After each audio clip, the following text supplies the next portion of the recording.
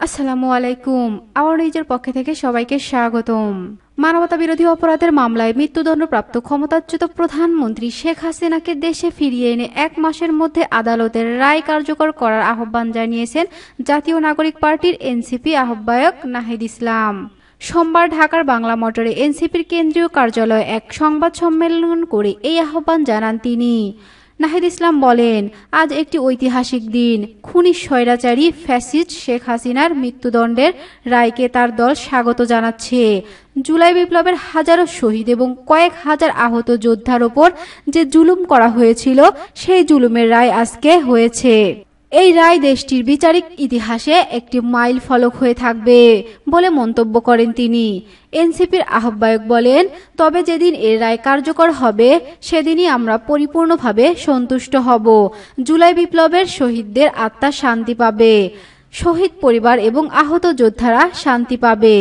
জুলাই গণঅভ্যুত্থানের অন্যতম সমন্বয়ক নাহিদ ইসলাম বলেন, আমরা দাবি জানাচ্ছি আগামী 1 মাসের মধ্যে শেখ হাসিনাকে বাংলাদেশে ফেরত এনে এই রায় কার্যকর করতে হবে। মৃত্যুদণ্ডই শেখ হাসিনার উপযুক্ত বিচার, বলেছেন আক্তার হোসেন।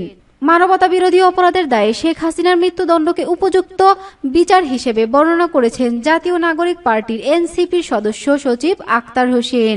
তিনি বলেন, মৃত্যুদণ্ডই শেখ হাসিনার উপযুক্ত বিচার।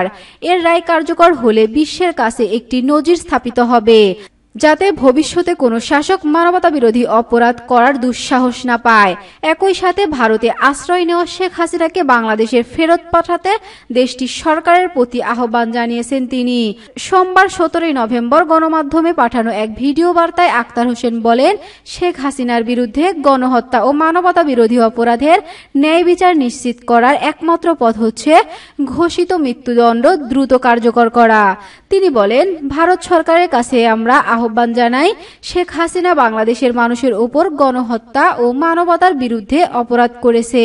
তাকে আশ্রয় না দিয়ে বাংলাদেশের বিচার ব্যবস্থার কাছে সোপর্দ করতে হবে। আক্তার হোসেন দাবি করেন, বিচার প্রক্রিয়ায় প্রমাণিত হয়েছে শেখ হাসিনা কেবল উস্কানিমূলক বক্তব্যই দেননি, বরং মানুষকে গুলি করে হত্যার নির্দেশ দিয়েছেন, প্রাণঘাতী অস্ত্র ব্যবহারের নির্দেশ দিয়েছেন এবং বাহিনীকে ব্যবহার করে সাধারণ মানুষের বিরুদ্ধে হত্যাযজ্ঞ চালিয়েছেন।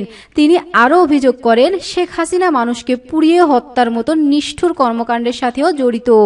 এনসিপির এই নেতা আরও বলেন, শেখ হাসিনার অনেক অপরাধের মধ্যে থেকে একমাত্র অল্প কয়েকটির বিচারই আজকের দণ্ড ঘোষিত হয়েছে।